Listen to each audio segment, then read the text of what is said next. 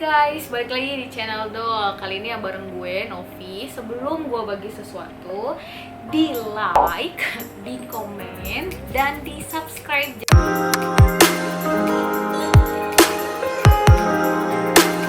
Jadi banyak orang-orang di luar sana yang jago tentang seni komunikasi atau mengerti tentang ilmu komunikasi. Secara ya, ilmu komunikasi itu ada kuliahnya. Nah, gue mau izinin gue mau bagiin tentang point of view dari gue dan teman-teman gue tentang seni berkomunikasi. Nah, kenapa sih komunikasi itu penting? Jadi gue research ya, guys. Jadi ada kayak seminar di ITB, terus mereka bilang survei yang dilakukan oleh National Association of College Employers terhadap 450 pemimpin perusahaan di Amerika, terdapat 20 nilai yang harus dikuasai sama lulusan universitas. Dan yang paling banyak itu adalah tentang berkomunikasi.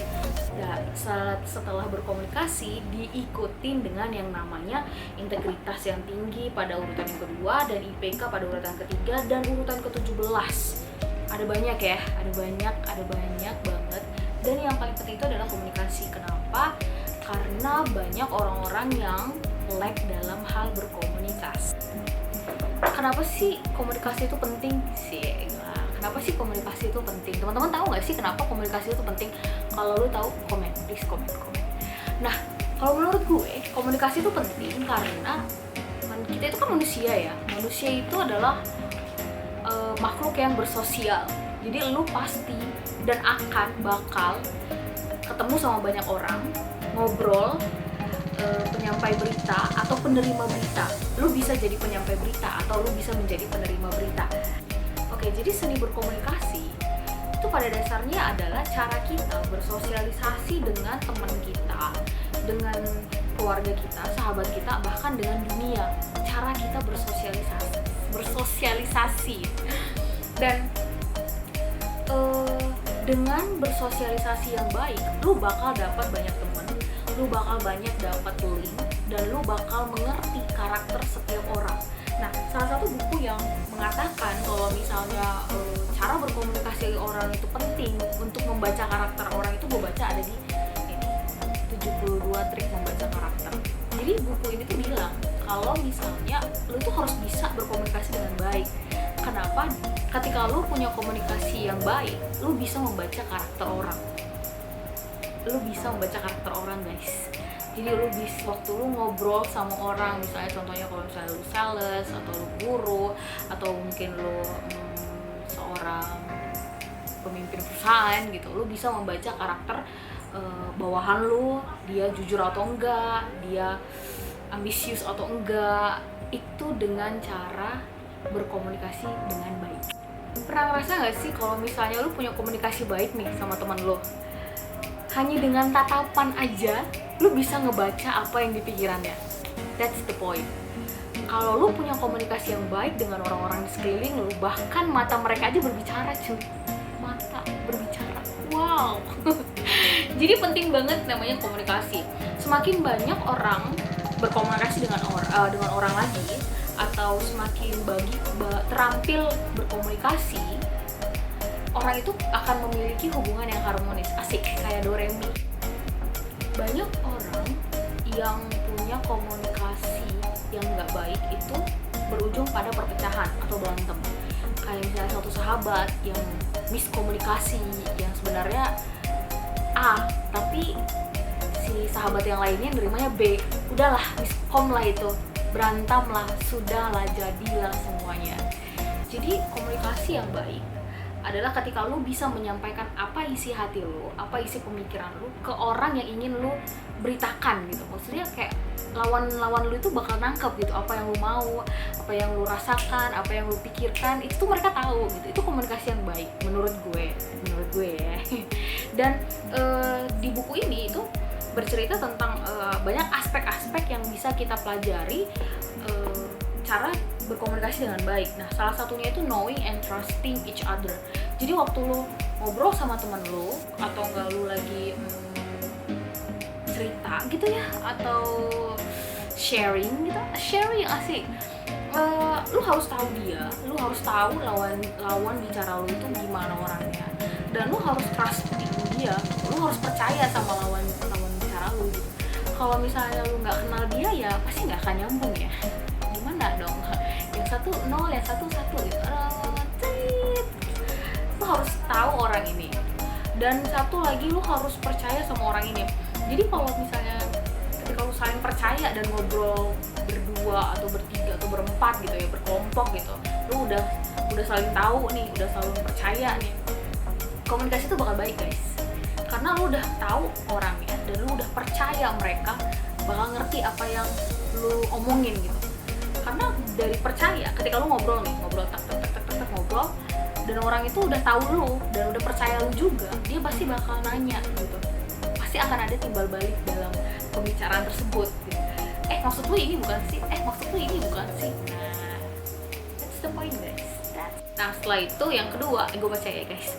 Communication with each other accurately and unambiguously.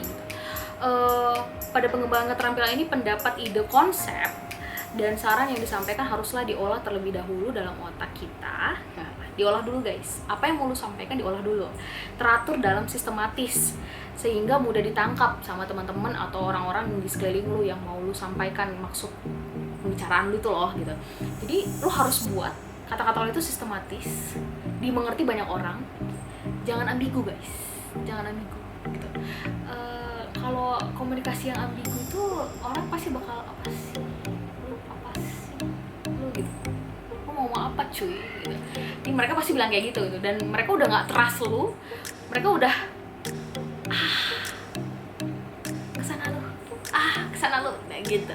Jadi kalau misalnya kita mau dalam sebuah contohnya dalam sebuah rapat aja, dalam sebuah rapat kalau misalnya kita mau mengadakan rapat, pasti si pemimpin rapatnya ini akan membuat apa aja yang akan dibahas, poin-poin apa aja yang akan dibahas dan akan disusun secara sistematis. That's the point. Sama halnya kalau misalnya kita lagi sharing atau diskusi bareng teman-teman kita, setiap tutur kata kita, setiap apa yang mau kita sharingin itu harus lu buat secara sistematis biar mereka tuh ngerti apa maksud lu. Nah, yang ketiga itu accepting and supporting each other. Jadi waktu misalnya lu lagi sharing, misalnya kita lagi sharing nih, gue bareng teman-teman gue nih lagi sharing nih, kita akan buka yang namanya diskusi. Biarpun diskusi teman gue, contohnya nih Halim, aku nggak bisa Mandarin, aku nggak bisa ngajar Mandarin, gimana, kita harus terima gitu. Dan kita support dia, bisa Halim, kamu pasti bisa mengajarkan kita semua bahasa Mandarin, asik. Kenapa? Karena itu sesuatu yang dibutuhkan dalam seni berkomunikasi. Kalau misalnya tiba-tiba lu langsung nyerobot, Halim, lu harus bisa, harus, itu kayak maksa kan? Siapa lu guys? Siapa gue yang bisa maksa Halim? Siapa gue gitu. Jadi harus accepting and support each other. Lu harus support lawan bicara lu supaya dia lebih pede mungkin, dia lebih ngerti lu, dan dia ngerti apa maksud atau apa poin dari apa yang kita omongin. Nah, yang terakhir itu resolving conflicts and relationship problem constructively. Asik. Gaya amat sih. Perlu belajar memecahkan konflik. Jadi kalau misalnya kita lagi sharing, pasti ada sesuatu topik yang kita angkat tuh. Nggak mungkin enggak. Dan mungkin topik itu berbentuk masalah. Usahakan setiap sharingan, setiap diskusi yang kita lempar atau yang kita angkat, akan ada yang namanya problem solve-nya. Akan ada jalan keluarnya. Ada jalan keluarnya. Kenapa? Karena kalau misalnya cerita gak kemana-mana, wasting time banget. Kalau misalnya topik cara membasmi corona sih, siapa gue? Kita banyak bakal dapat poin apa yang harus kita lakukan, gimana cara kita berpakaian mungkin, apa aja yang harus kita bawa dalam tas kita. Itu problem solving. Topiknya apa? Gimana cara kita menghindari virus corona gitu akan ada problem solve-nya gitu. Kalau misalnya nggak ada problem solve-nya itu kayak aku lari-lari di tempat ya. Lari-lari di tempat nggak ada yang kita dapetin dari diskusi itu, nggak ada yang kita dapetin dari sharing itu. Jadi di samping di samping diskusi, mungkin lu cuman kongko-kongko aja ya sama teman-teman kita, teman-teman lu atau teman-teman lu guys, teman-teman gitu ya, cuman kongko-kongko aja lah kita gitu. Tapi setidaknya buat kongko-kongko itu berarti lu mau bahas apa nih, topik apa yang mau lu bahas, mungkin membangun satu dengan yang lain, lebih mengerti satu dengan yang lain, atau gimana lah gitu. Pokoknya kongko-kongko itu jangan bergosip aja. Gosip gimana ya, awal mungkin jangan gitu. Carilah topik untuk lo bisa kongko dengan asik. Misalnya banyak contohnya, gue nggak bisa kasih contoh karena itu contohnya banyak banget. Karena gue beberapa kali kalau kongko sama teman-teman gue, pasti kita bahas satu topik dan itu tuh seru. Karena dari setiap orang kan bakal mengutarakan pendapatnya. Nah, dari pendapat orang-orang itu, dari opini mereka pasti bakal cerita mungkin tentang pengalaman mereka atau tentang pengalaman orang lain, dan kita dari situ bisa belajar. Jadi kongko-kongko kita itu bermanfaat deh. Oh ya, satu lagi, body language. Kalau kita lagi ngobrol atau kita lagi sharing sama orang, pastikan tatapan mata kita itu bertuju pada dia. Bertuju banget ya. Jangan waktu orang lagi ngobrol lu megang handphone. Waktu orang lagi ngobrol lu ngecekin apa gitu, ribet sendiri gitu. Jangan guys, itu kayak lu lagi tidak memperhatikan mereka ya, lebih tepatnya ya, itu nggak sopan gitu ya. Dan karena mungkin pandemi ini orang-orang bisa berubah jadi ekstrovert ke introvert jadi ekstrovert ya.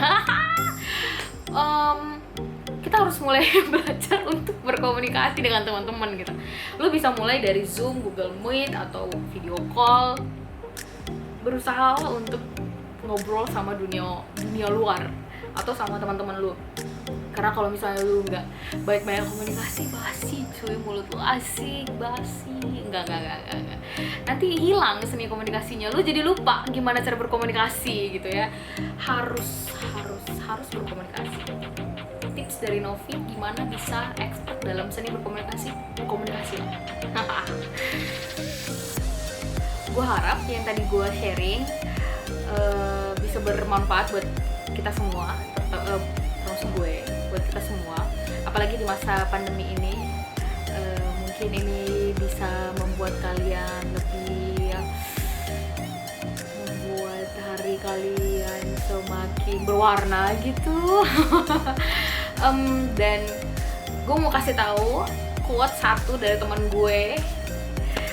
A good relationship start with a good communication. Oh asik. Oke, waktu lu punya komunikasi yang baik sama orang tua lu, sama teman-teman lu, sama bos lu, mungkin lu bakal punya yang namanya good life. Asik, good life. Pastikan setiap lu ngomong, lu pikirin dulu. Pastikan setiap kita mau berbicara ke siapapun, pikirin dulu. Kalau lo mau marah pun ke siapapun, kalau misalnya gue nih ya, kalau mau marah, gue tahan dulu 3 detik dan gue pikirkan apa yang akan terjadi kalau gue marah. Dan quotes tadi mengakhiri sharingan gue hari ini. Jangan lupa, sekali lagi gue gak akan bosan mengingatkan kalian semua, jangan lupa di like, di komen, sama di subscribe YouTube-nya Doll, biar kita bisa membagikan banyak hal tentang hidup ini. See you, bye.